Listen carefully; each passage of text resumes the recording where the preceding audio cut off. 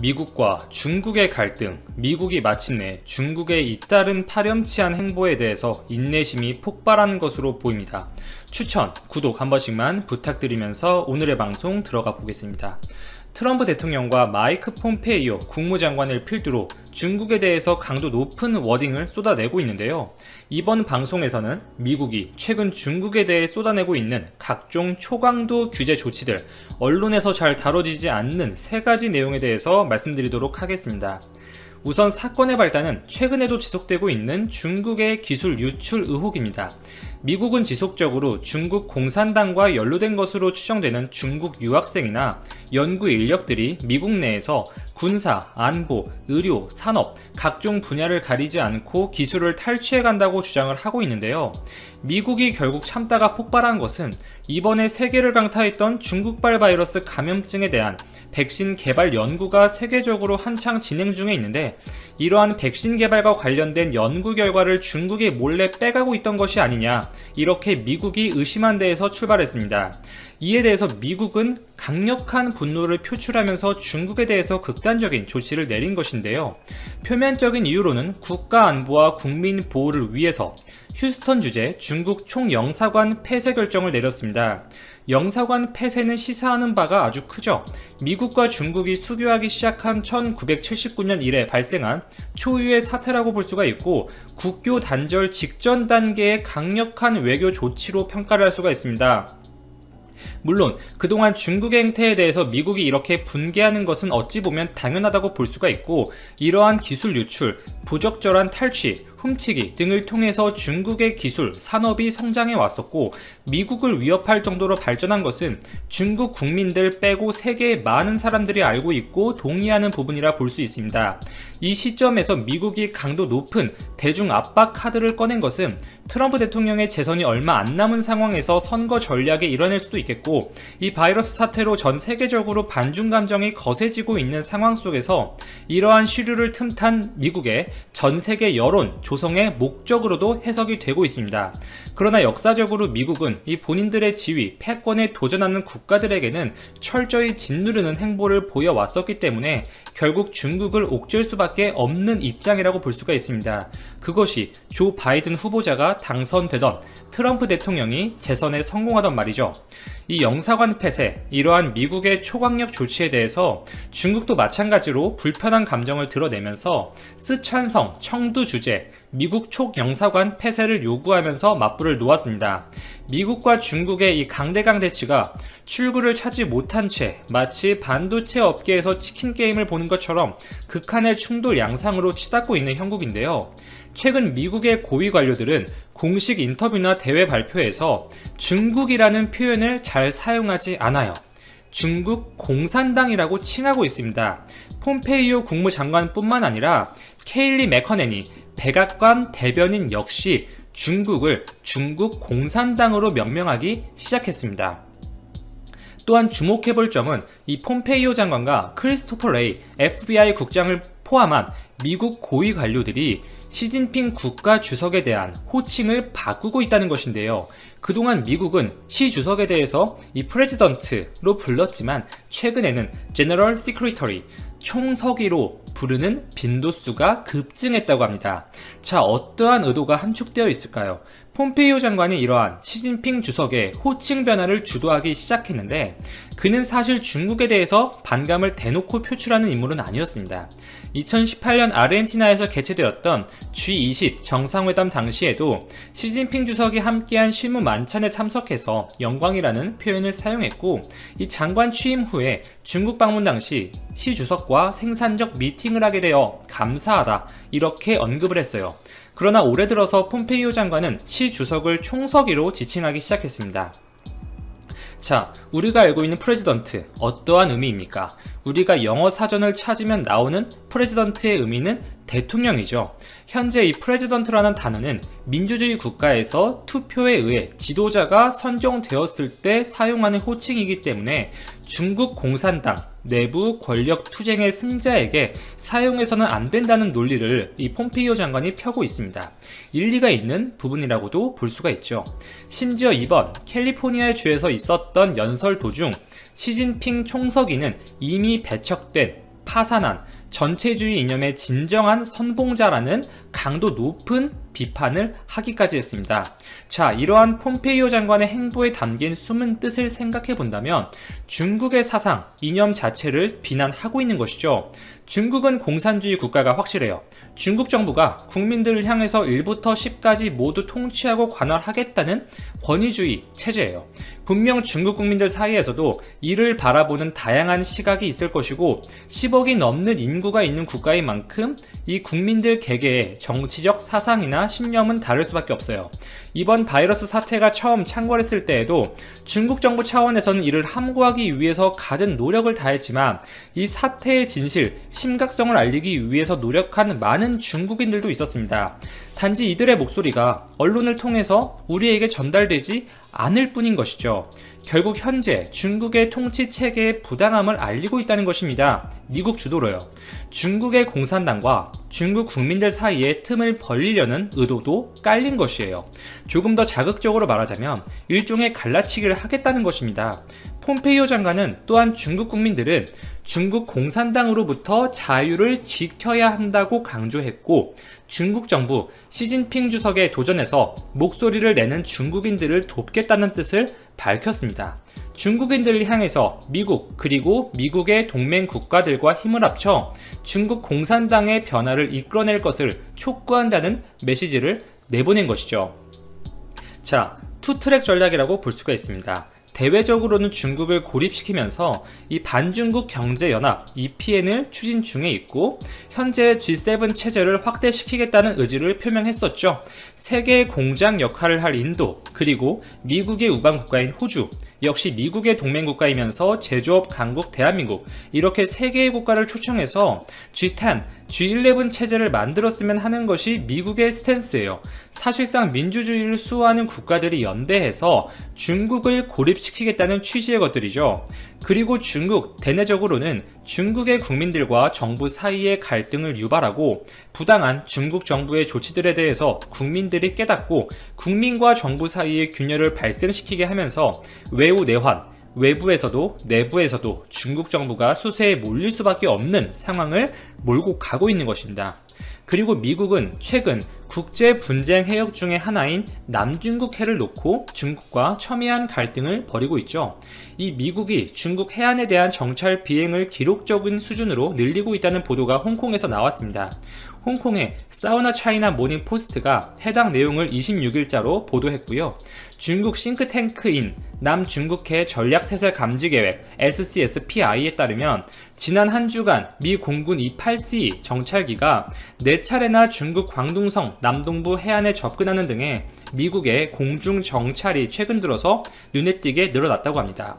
올해 상반기 미국의 공중 정찰은 훨씬 더 자주, 더 가까운 거리에서 다양한 임무를 수행하기 위한 단계에 접어들었다고 분석을 했는데요.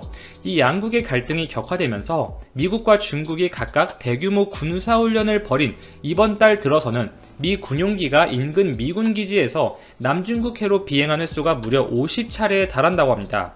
이에 대해서 중국 역시 이번 달 15일 이틀간 폭격기와 전투기를 동원해 무기 수천 발을 발사하면서 해당 해상 목표물 공격 훈련을 전개한 데에 이어서 공군 역시 실탄 훈련을 벌이고 있는 상황입니다. 또한 중국군은 남중국해에 위치한 섬인 우디섬에 최소 4대의 J-11B 전투기도 배치한 것으로 알려져 있는데요. 이 남중국해를 둘러싼 군사적인 긴장도가 높아지면서 과거 2001년 미국 정찰기와 중국 전투기가 충돌했었던 그 사건이 다시 발생하지 않을까, 남중국해가 미중 갈등을 더 격화시킬 뇌관이 되지 않을지 우려 섞인 시각이 많습니다. 그리고 미국은 과거 러시아와 맺었던 핵 전력 조약 INF에서 탈퇴한 바 있었죠. 미국이 러시아와의 이 해당 조약에 묶여서 중거리 미사일을 개발하지 못하는 동안 중국은 적극적으로 중거리 미사일을 개발해 오고 있었죠. 이 미국이 INF에서 탈퇴한 것도 중국에 대한 견제 목적이라고 봐야 하죠. 이것의 연장선상으로 미국은 아시아 지역에 이 중국과 러시아를 견제하기 위한 중거리 미사일 배치를 희망하고 있고요. 당초 한국, 일본, 팔라우 등의 여러가지 지역이 물망에 올랐지만 현재 일본의 오키나와, 류큐섬이 가장 유력한 후보지로 여겨지고 있습니다.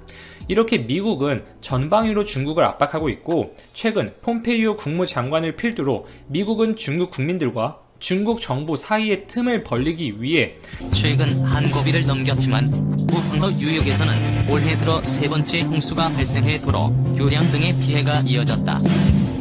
7일 중국 중앙TV 등 중국 매체에 따르면 수리부 황허수리위원회는 4에서 6일 내린 비의 영향으로 중류인 산시성 빙관 관측지점 유량이 6일 밤 1초당 5060세제곱미터에 이르면서 3호 홍수가 발생했다고 밝혔다. 이번 황허 유역 홍수는 6월 19일 이후 7월 20일 2호 홍수에 이은 것이다. 앞서 중국 기상당국은 지난달 26에서 29일 장장 유역 3호 홍수가 지나간 뒤 장장 유역에 머물던 강우대가 북상할 것으로 예보한 바 있다. 이에 따라 전날 내륙인 산시성에서 서해와 접한 산둥성까지 중국 북부에서는 올해 홍수기 들어 가장 광범위한 지역에 비가 내렸다. 산시성 런한 한 곳에서만 6일 폭우로 농경지 16.67제곱킬로미터가 침수돼 1236만 위안의 재산 피해가 났다. 또 도로 113km, 하천제방 166km, 교량 26곳 등이 훼손돼 1억 2878만 위안의 손실이 발생했다. 255에서 333mm의 강수량을 기록한 산둥성 지능 자오장에서는 곳곳이 침수돼 소방대원이 차량 등에 갇힌 주민들을 구조했고, 인근 운하의 선박 통행이 전면 금지됐다. 중국에서 두 번째로 큰 폭포인 산시성 후파우 폭포 관광지는 안전상의 이유로 지난 5일 오후 임시로 문을 닫는 등 관광시설 폐쇄도 이어졌다. 산둥성에는 7에서 8일에도 100에서 150mm의 많은 비가 예보돼 당국이 홍수와 산사태에 유의할 것을 당부한 상태다.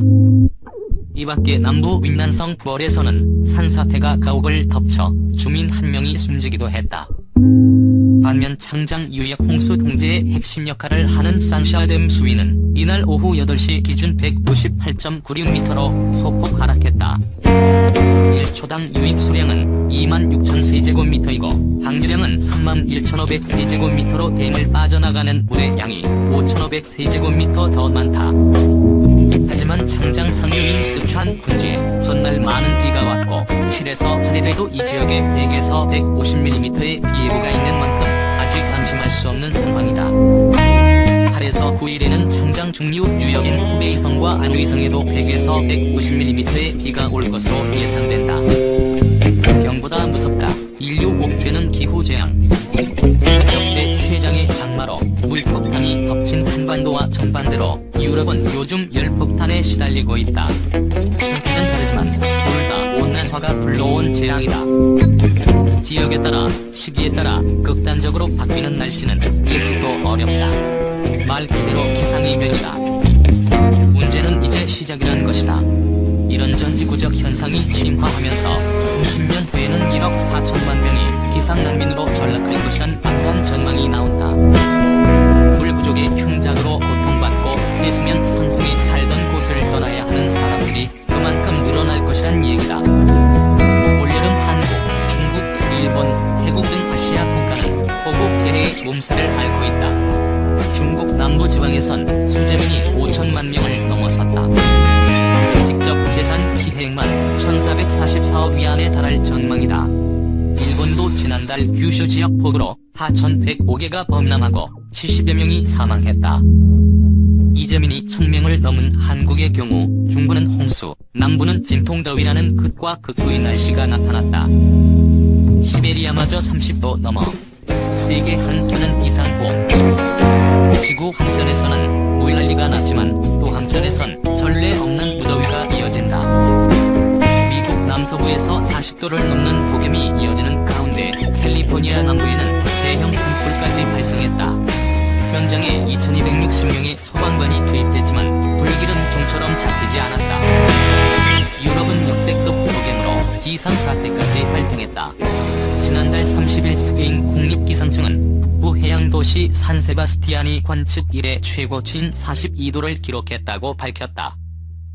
프랑스는 전체 도시의 3분의 1에 폭염 경보가 발령됐다. 여름에도 서늘해야 할 북극과 러시아 시베리아도 이상 고온에 시달리고 있다.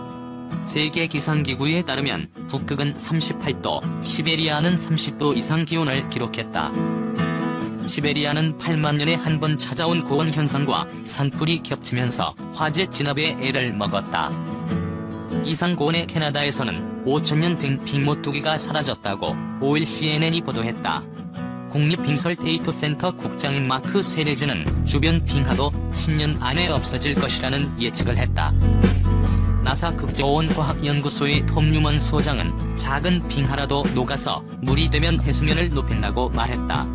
이상 현상이 꼬리를 물면서 또 다른 재앙으로 이어진다는 얘기다. 극단적 기후로 사망자 속출할 것. 극단적 기후에 목숨을 잃는 사람들도 늘고 있다. 미국 MIT 테크놀로지 리뷰는 이번 세기 말까지 무더위로 죽는 사람이 인간 면역결핍증, 말라리아, 황열병을 포함한 모든 전염병으로 죽는 사람보다 많을 것이라는 분석을 내놨다.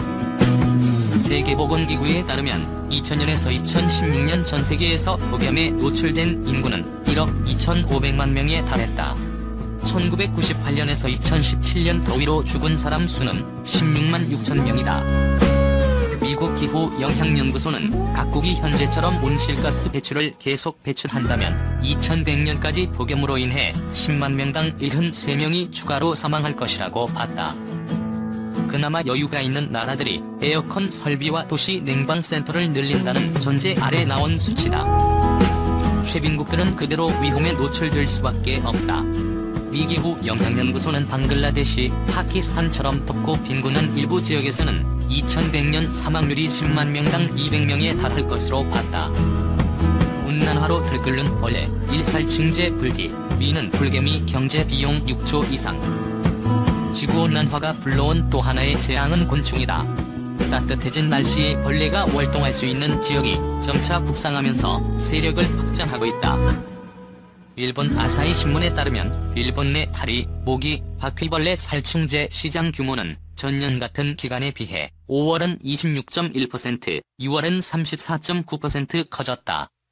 진드기가 대표적이다. 영국에선 진드기가 북상하는 바람에 라임병이 걸리는 사람이 늘어났다. 라임병은 진드기가 사람을 무는 과정에서 균에 감염돼 걸린다. 초기에 치료하지 않으면 부정맥을 일으키고 만성 질환이 되기 십상이다. 일본은 불개미로 골머리를 앓고 있다. 미국 농업연구소에 따르면 붉은 불개미의 서식지는 지구온난화에 갈수록 확대되고 있다. 이전에 살지 못했던 북쪽으로도 불개미가 뻗어가고 있는 것이다. 일본 잡지 프레지던트 온라인은 지난달 14일 도쿄만 호주에서 불개미 1500마리가 발견되었다고 보도했다. 도쿄 인근 요코하마, 카와사키, 치바현에서는 여왕개미도 발견됐다. 불개미에 물리면 타는 듯한 극심한 통증과 가려움증에 시달릴 수 있다. 벌에 쏘였을 때와 마찬가지로 아나필락시 쇼크를 일으켜 심하면 사망할 수도 있다. 프레지던트는 미국에서 불개미 방제 등에 매년 6조 7천억 원가량이 든다고 보도했다. 중국 광둥성 역시 연간 1600억 원이 넘는 예산을 쓰고 있다. 중국 코로나19 신규 확진, 사흘째 30명대 신장지역 집중. 중국에서 신종 코로나 바이러스 감염증 신규 확진이 사흘째 30명대를 기록했다.